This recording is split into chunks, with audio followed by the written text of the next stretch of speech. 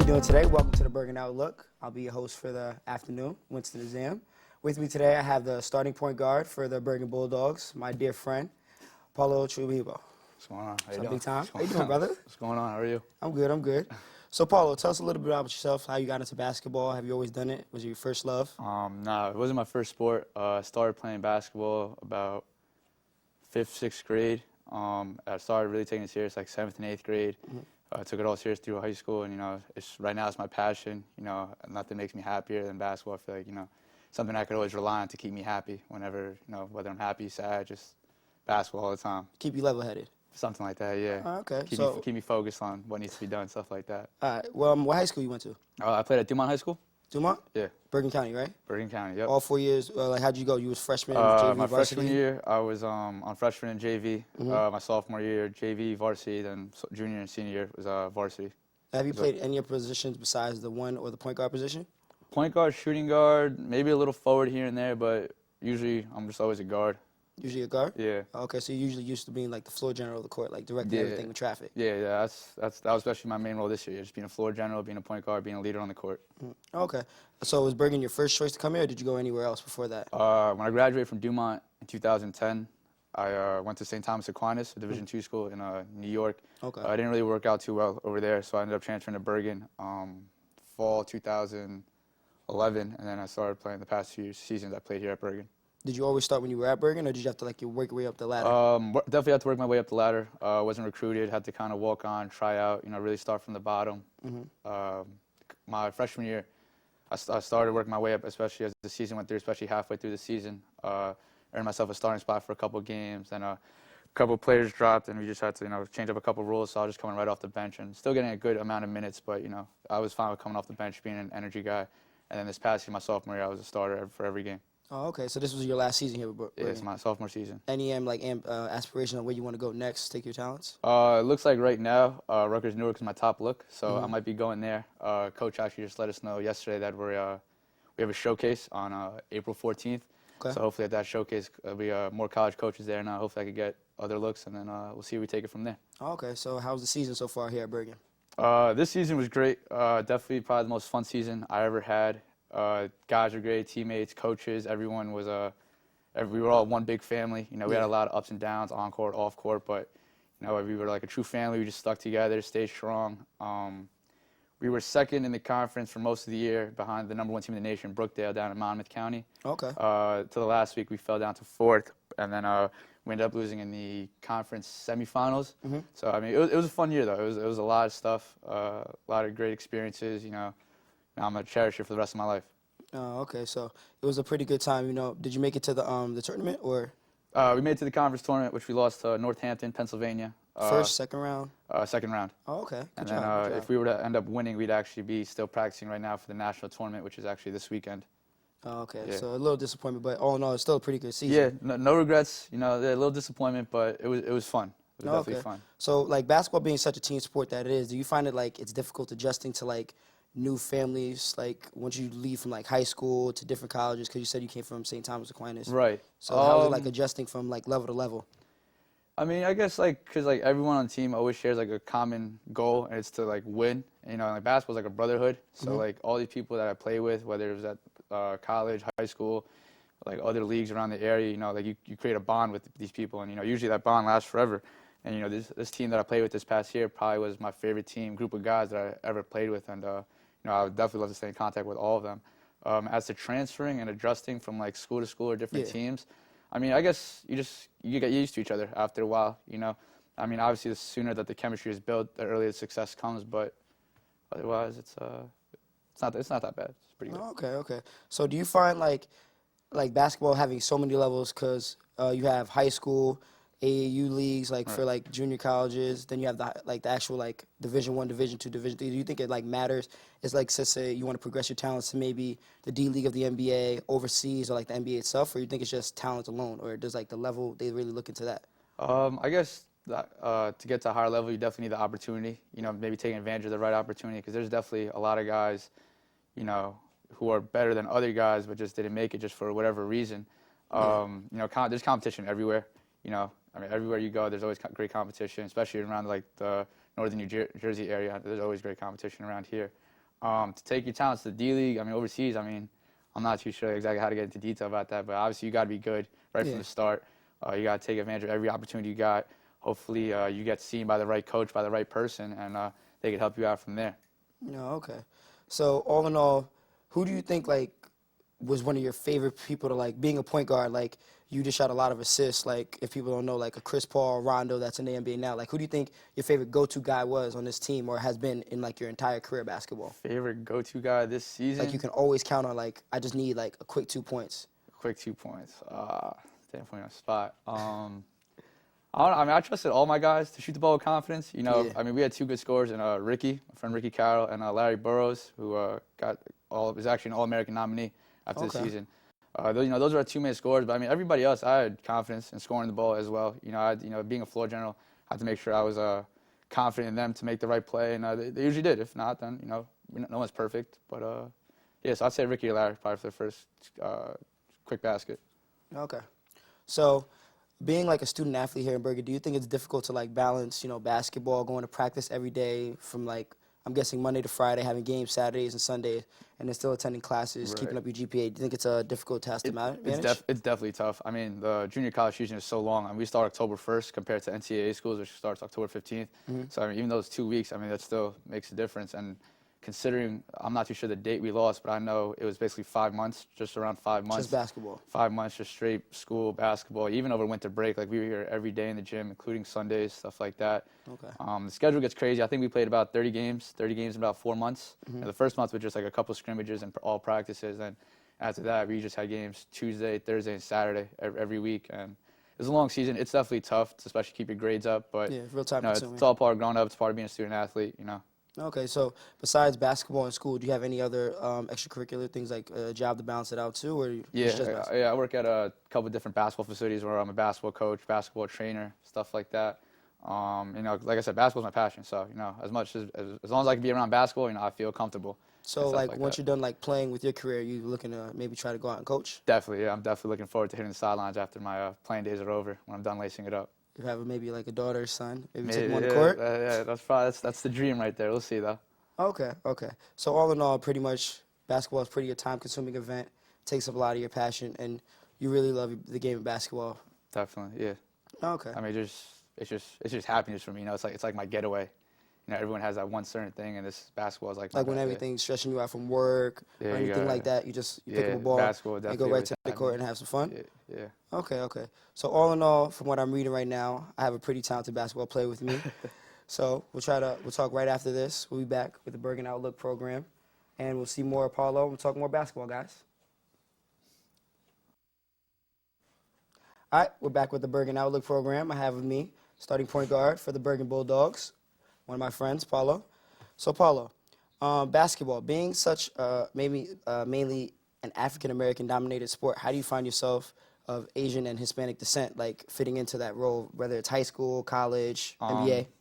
I was always like, that Asian on the team, I guess, everyone, especially when the hype about Jeremy Lin came out last season, every game I went to was like, oh, Jeremy Lin this, Jeremy Lin that, stuff like that. And, it's funny, I mean, it's basketball, it's an entertaining sport. I laughed about it, I joked around with it, had a good time with it. Some of my teammates, Jeremy Lin as well. When I was actually younger in middle school, and I played I was actually more of like a forward center in a way. Like when I first started off, being specific Filipino looking Asian, they would call me Yao Ming. So, I got a little bit of both worlds, But I mean, I think the Jeremy Lin one's more funny because he's a guard, so kind of replicates my game a little bit more. But it's cool. I like there's always great competition everywhere. So I think at the end of the day, it doesn't matter what your race is. It's just like can you play or not? That's what matters about the most. And so to be honest, I gotta be honest with you. If Jeremy Lin came up to you one-on-one, are you taking him to 11? You taking him? I'm taking him. Yeah, I'll definitely take him. You gonna take him? You think you can push him to 11? I think so. Yeah, we'll see. We'll see how it goes. I don't know if I'll win, but I think I could definitely give him a hard time. We'll see. Maybe. Yeah, get a little aggressive with him, but we'll see. I don't know. He is 6'3", about what, 5'11"? We'll see. 6 with your shoes on. Yeah, 6'1".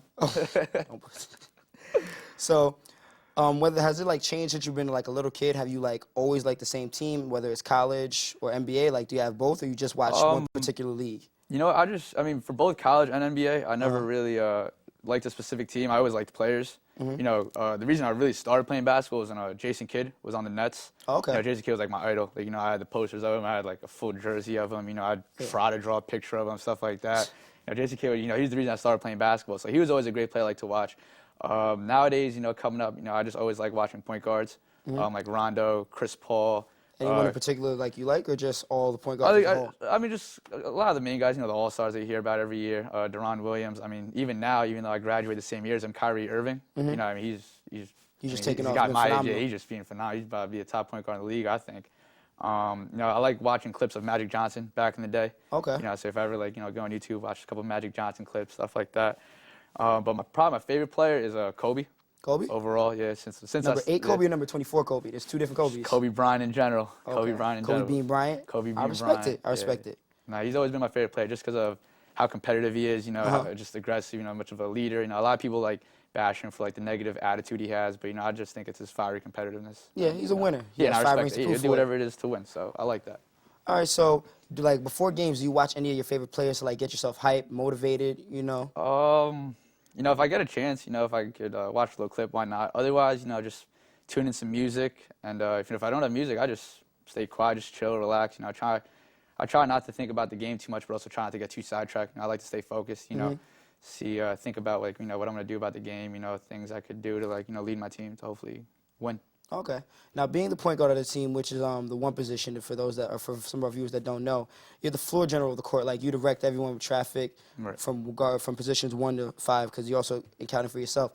Do you find it difficult managing like a team, like you just said, Ricky and Larry on the team that were on the team with you this year? Right. Do you find it difficult to manage like a lot of players who have the ability to score, and then you also have to account for like yourself, your other big men? It's tough, you know. I mean, I guess it's not easy as it sounds. You know, I gotta keep everyone involved. I gotta keep everyone like in the flow of the game. You know, whether a guy doesn't get a touch for like 2 minutes, you know, I gotta make sure he stays focused. Let him know, like, hey, work to get open. I'm gonna definitely get you the ball. You know, I know all my teammates knew I was an unselfish player. You know, I never really cared about scoring. I wanted these guys to score. I wanted everyone on my team to get 20 points a game, and I'll just get like 4 points, 6 points, maybe 8 points a game.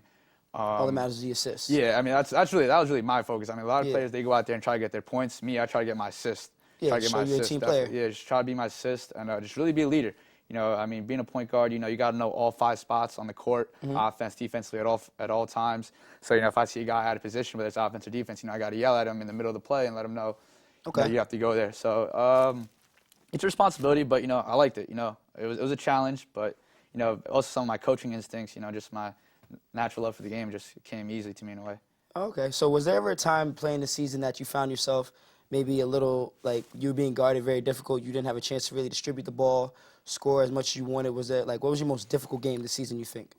Most difficult game of the season? I would have to say, as a team-wise, I'd definitely have to go our 4th game of the year, Brookdale. When they came over here, yeah. That was the number 1 team in the nation, you said, right? Not at that point, but I mean, right they from there, like 2 weeks later, they basically became number 1 in the nation. They stuck with it, basically. Okay. Yeah, Brookdale was definitely the hardest. I think our first 3 games were challenging. You know, we worked hard, we prepared, but Brookdale hit us with like just something we just hadn't seen before. And I think we only lost the game, ended up losing the game by like 15.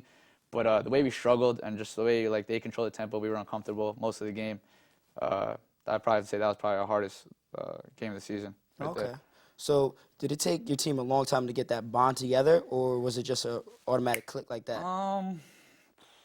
Did it take a long time? Not too long. I mean, a lot of us kind of met up over the summer. Not too many guys we were unaware of, but you know, everyone was just like, everyone was cool. You know, there was never really any problems. Everyone had respect for each other on the court, whether you didn't really like the person, know the person that well off the court. When it came on the court, you know, everyone knew it was time to get to business. You know, got to be a man about it and just got to look out for the guy next to you. Like, yeah. So I've like played basketball a little myself growing up, and I know there's always a competitive nature between teammates when like you play each other.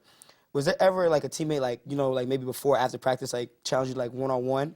Like, and who would be like your least favorite person to guard, like on your team? Like, if you were just playing a nice pickup game, like who'd be your least favorite person? I mean, to get back to the first question, probably the person that would always want to try to play one-on-one, the competitive one, would probably be me. You? That would probably be me, just annoying everyone, just to keep playing, stuff like that. Just, you know, kind of getting everyone's head.